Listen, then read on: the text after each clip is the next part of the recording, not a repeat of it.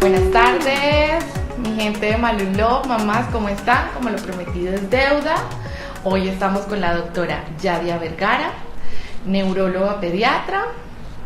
Está formada en el Hospital de Especialidades Pediátricas como pediatra y es neuróloga infantil formada en la Universidad Militar Nueva Granada en Bogotá, Colombia. Yadia, bienvenida. Todas nuestras mamis de Malulove te están viendo. Cuéntanos.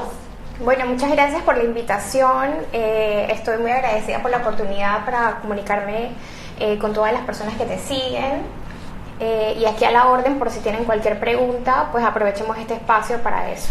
Gracias, Yadia, de todas maneras, por tu tiempo. Yadia, como ya les dije, es una pediatra neurólogo y hoy nos va a contar qué hace un neuropediatra. Sí, es importante contarles qué hace un neuropediatra porque muchas mamitas algunas veces tienen unas dificultades con sus niños y no saben a quién acudir. El neuropediatra es un pediatra formado en neurología, el cual trata sobre todo todas aquellas enfermedades que afectan el neurodesarrollo. Y aquí les explico un poquito más qué es el neurodesarrollo. Okay. El neurodesarrollo es todas esas etapas que nuestros niños van cumpliendo con las edades, con los meses, y que deben ir ajustados precisamente a estas edades. Tenemos muchas enfermedades que afectan este neurodesarrollo normal y eso es básicamente lo que nosotros tratamos es de dar diagnóstico o por qué el neurodesarrollo de este niño va atrasado, y lo que hacemos es tratar de saber la causa y si se puede entonces dar un tratamiento y un acompañamiento a los familiares. Ok, qué interesante, Yadia. ¿Y por qué elegir neurología? Bueno, esa es una pregunta súper interesante porque yo cuando estaba haciendo la residencia, que es el entrenamiento que uno realiza como pediatra, me di cuenta que había la necesidad. Existía como un espacio, un vacío. Yo sentía que cada vez que esos papás iban a buscar la atención, no estamos como acostumbrados a ese tipo de población que necesita manejo por un neuropediatra.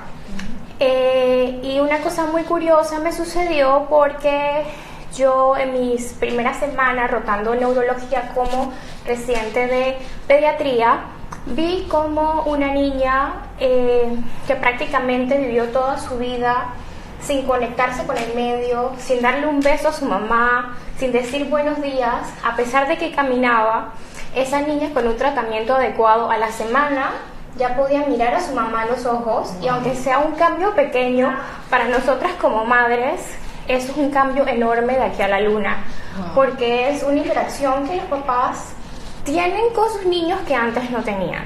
Entonces de eso se basa la neurología. Muchas veces hay enfermedades que nosotros manejamos, muchas enfermedades crónicas que no tienen cura, pero sin embargo podemos brindar calidad de vida a ese niño, niña y a sus familiares. Qué bueno, gracias, Yadia. De verdad que hay, por ejemplo, eso que nos acabas de contar, en mi vida había pasado por la mente. De verdad que qué bonito. Ya saben, mamis, ahorita les doy la información de Yadia, donde atiende, cuál es su WhatsApp.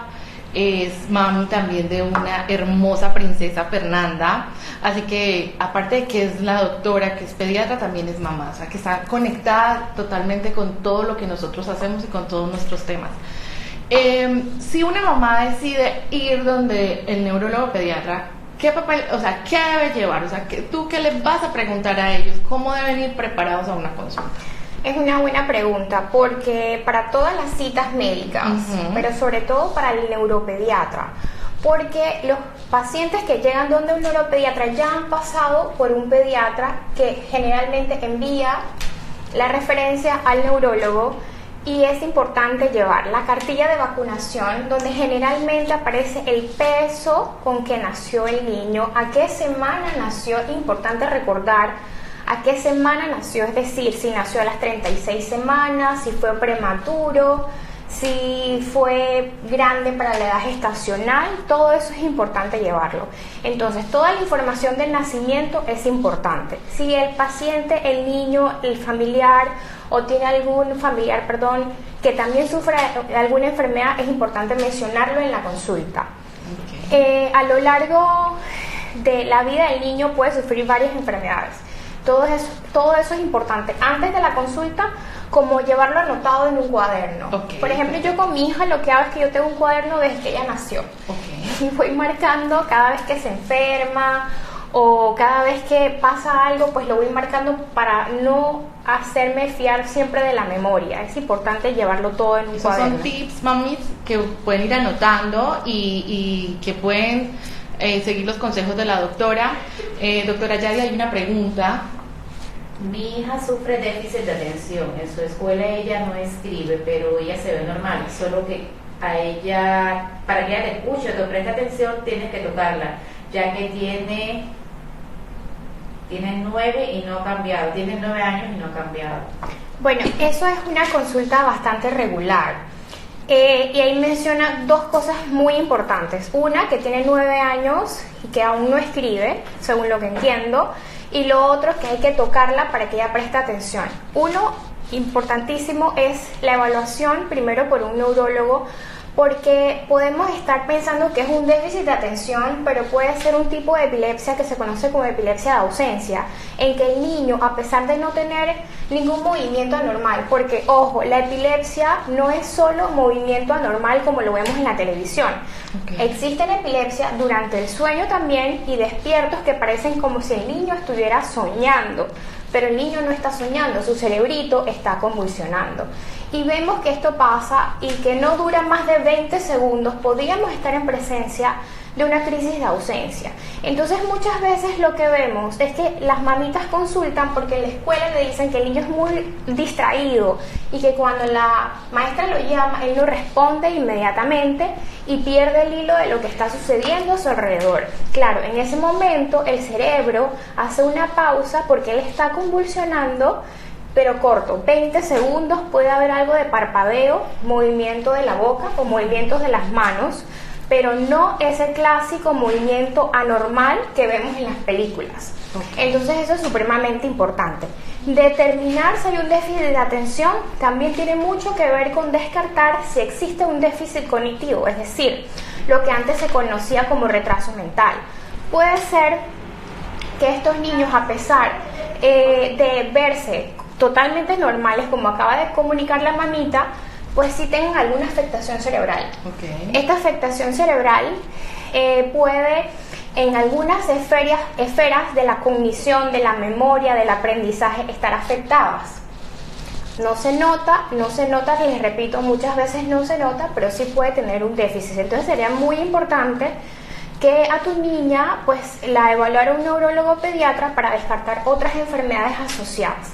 Si ya se da con el diagnóstico de que realmente sí es un déficit de atención, pues lo primero que hay que hacer es terapia y modificación del ambiente, porque los niños que son hiperactivos o inatentos, al tener mucho input, al tener muchas imágenes, mucho juego alrededor donde usualmente tienen que estudiar, esto lo que hace es distraerse. Claro. Cuando ya hemos cambiado el ambiente, y al mismo tiempo damos terapia, porque las mamitas generalmente o los papás piensan que uno como médico va a iniciar un medicamento y eso no es lo correcto. Uno no inicia medicación y no porque no sea buena la medicación, sino porque la terapia de modificación es mucho más efectiva que el medicamento. Y puede ir corrigiendo. Y se puede ir corrigiendo. Hay algunas ocasiones en que sí necesitamos el medicamento y de ser así pues se le prescribe la medicación. Gracias, Yadia, por contestar esta pregunta.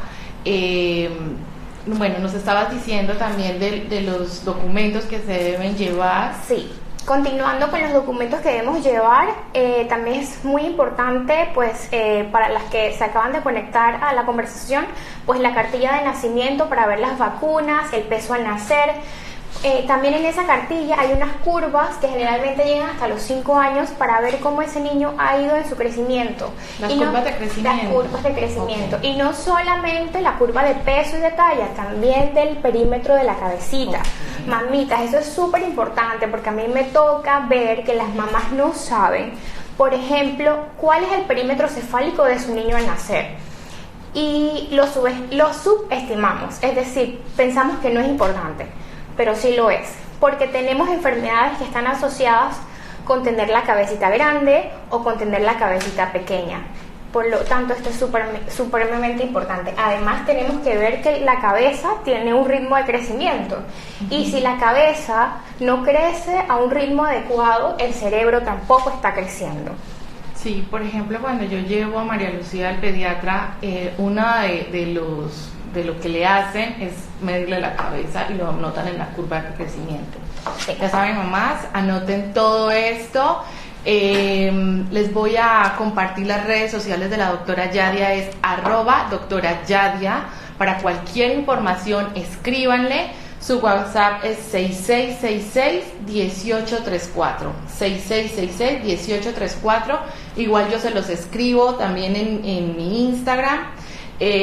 Cualquier consulta, lo que necesiten con la doctora Yadia, también la voy a invitar pronto a otro live, podemos hablar de alguna enfermedad o también se me acaba de ocurrir, doctora, de que hacer de pronto un live donde hablemos de cómo podrían ser las rutinas de estudio, sobre todo para los niños que tienen el síndrome de atención.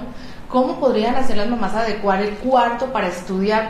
Exacto, sacando los juguetes del cuarto, hacer un ambiente como más adecuado para ellos. Porque la verdad es que la información a veces no la tenemos, las mamás no la tenemos.